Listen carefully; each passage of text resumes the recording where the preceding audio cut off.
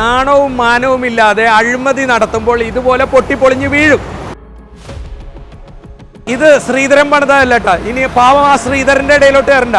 MG road വരെയാണ് ശ്രീധരൻ ചെയ്തത്. ഇത് പിന്നെ ബാക്കിയുള്ള ഉടായ്പുകാർ പണിതുകൊണ്ടാണ് ഇങ്ങനെ പൊളിയണത്. ഇത് 1.5 വർഷം മുമ്പ് ബെന്നി ജോസഫ് പച്ചക്ക് പറഞ്ഞ് പരാതി കൊടുത്തൊരു വാർത്തയാണ്. അപ്പോൾ അവർ പറഞ്ഞ് ജാനുവരിയിൽ പണിയുന്നു. കഴിഞ്ഞ ജാനുവരി. ഇപ്പൊ ജാനുവരി കഴിഞ്ഞ് ഫെബ്രുവരി, മാർച്ച്, ഏപ്രിൽ കഴിഞ്ഞു. അപ്പൊ 1.5 വർഷമായി. രാത്രി ഈ കുഴി കാണുമോ? ഒരു ബൈക്കുകാരനാണ് ഇതിൻ്റെ അകത്ത് വന്നെങ്കിൽ അവന്റെ പണിക്കുറ്റം തീർന്നു. നമസ്കാരം. ഇന്ന് മറുനാടൻ മലയാളികൾക്ക് വേണ്ടി ഒരു ബ്രേക്കിംഗ്, ഷോക്കിംഗ്, ഞെട്ടിക്കുന്ന ന്യൂസ്. നമ്മുടെ ഗാന്ധിജി മരിച്ചുപോയത് നിങ്ങൾ അറിഞ്ഞിരുന്നോ? പ്രേം നസീർ മരിച്ചത് നിങ്ങൾ അറിഞ്ഞിരുന്നോ? ഉമ്മൻചാണ്ടിയും EK നായനാരും മരിച്ചുപോയത് നിങ്ങൾ അറിഞ്ഞോ? ഇതാണ് ഇന്നത്തെ കാലത്തെ ബ്രേക്കിംഗ് ന്യൂസ്. ഞാനിപ്പോൾ നിൽക്കുന്നത് എളംകുളം മെട്രോ സ്റ്റേഷൻ്റെ കീഴിലാണ്. ഈ എളംകുളം മെട്രോ സ്റ്റേഷൻ്റെ പൊട്ടിപ്പൊളിഞ്ഞ തൂണ് മുഴുവൻ തുണി പൊതിഞ്ഞ് വെച്ചേക്കണ വാർത്ത മറുനാടനടക്കം ബിഗ് TV, അല്ല മറ്റേ വലിയ TV കമ്പനികൾ, അതായത് മനോരമ, News 18, മാതൃഭൂമി ഒക്കെ പറഞ്ഞിരുന്നു. എന്താണ്? മെട്രോ പാലത്തിൻ്റെ അടിയിലെ തൂണിൻ്റെ പ്ലാസ്റ്ററിങ് പൊളിഞ്ഞു വീഴുന്നത്. ഞാനിത് 1 വർഷം മുമ്പ് ഇതിൻ്റെ PRO അതുകൂടാണ്ട് ഇതിൻ്റെ MD ഒക്കെ ആയിട്ട് സംസാരിച്ചതിൻ്റെ ശബ്ദരേഖ നിങ്ങളെ കേൾപ്പിച്ചു തരാം. ഈ പൊറ്റ ഇങ്ങനെ പൊളിഞ്ഞു വീഴുന്നത് പൊതിഞ്ഞു വെച്ചിട്ട് 1.5 വർഷം കഴിഞ്ഞ്. 1.5 വർഷം. അപ്പം ഇന്നലെയാണ് അത് ബ്രേക്കിംഗ് ന്യൂസായിട്ട് വന്നേക്കണത്. നാണവും മാനവും ഇല്ലാതെ അഴിമതി നടത്തുമ്പോൾ ഇതുപോലെ പൊട്ടിപ്പൊളിഞ്ഞു വീഴും. ഇനി ഇതിൻ്റെ അടിയിൽ വീണ് ഞാനും PH ഒക്കെ ചത്താൽ ഇന്ന് രാത്രി ഇവിടെ ഒരു അന്തിച്ചർച്ച നടക്കും.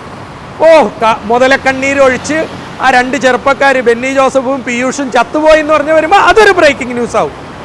അല്ലാണ്ട് ഇത് 1.5 വർഷത്തിൽ കൂടുതലായി ഇത് പൊട്ടിപ്പൊളിഞ്ഞിട്ട് ഇങ്ങനെ വെച്ചിരിക്കുന്നത്. ഇതെന്ന് പണിയുന്നാ പറയണത്. ഇത് ശ്രീധരൻ പണിതല്ല കേട്ടോ. ഇനി പാവം ആ ശ്രീധരന്റെ ഇടയിലോട്ട് വരണ്ട. MG റോഡ് വരെയാണ് ശ്രീധരൻ ചെയ്തത്, കോളേജ് ഗ്രൗണ്ട് വരെ. ഇത് പിന്നെ ബാക്കിയുള്ള ഉടായ്പുകാർ പണിതുകൊണ്ടാണ് ഇങ്ങനെ പൊളിയണത്. ഇവിടെ മാത്രമല്ല, പല സ്ഥലത്തും തൂണ്. പിന്നെ അത് റോഡ് ഉണ്ട്. ഇത് കുഴിയല്ല കേട്ടാ. ഇതിപ്പോൾ നമ്മുടെ ഗോവിന്ദ മാഷിനോട് പറഞ്ഞാൽ പറയും ഇത് മറുനാടൻ മലയാളി ഉണ്ടാക്കിയതാണെന്ന് പറയും. ഇതൊരു വലിയ കുഴിയാണ്. ഒരു ബൈക്കുകാരനാണെങ്കിൽ ഇതിൻ്റെ അകത്ത് വന്നിട്ടുണ്ടല്ലോ, ഒരു ബൈക്കുകാരനാണ് ഇതിൻ്റെ അകത്ത് വന്നെങ്കിൽ അവൻ്റെ പണിക്കുറ്റം തീർന്നു. രാത്രി ഈ കുഴി കാണുമോ? കംപ്ലീറ്റ് ഓൾ ഉടായിപ്പ് കൊള്ളാം. ഏതായാലും ഇത് 1.5 വർഷം മുമ്പ് ബെന്നി ജോസഫ് പച്ചക്ക് പറഞ്ഞ് പരാതി കൊടുത്തൊരു വാർത്തയാണ്. അതിന്റെ ശബ്ദരേഖയാണ് നിങ്ങൾ കേൾക്കാൻ പോകുന്നത്. നമസ്കാരം. ഞാൻ ബെന്നി ജോസഫാണ് സംസാരിക്കുന്നത്.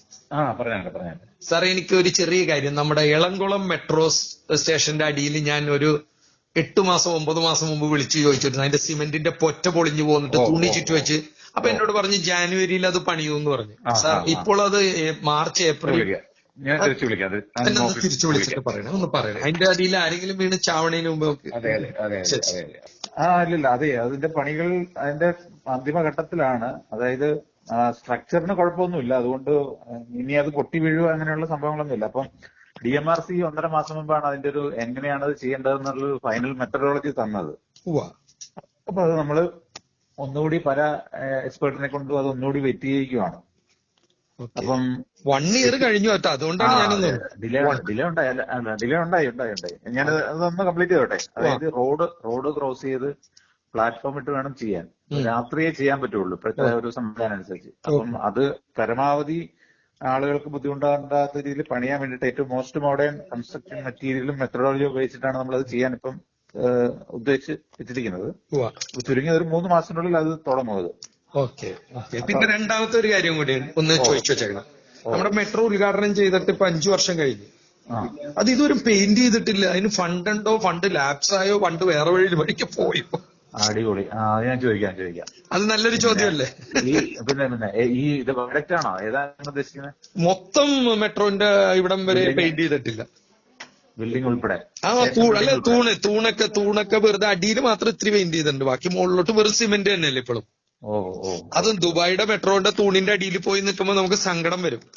അല്ല പൊട്ടിയിട്ട് ഫിനിഷിങ്ങില് കണ്ണാടി കൊല്ലിരിക്കുന്നു. അതെ അതുകൂടി ഞാൻ ചോദിച്ചു വെക്കാം. Thank you.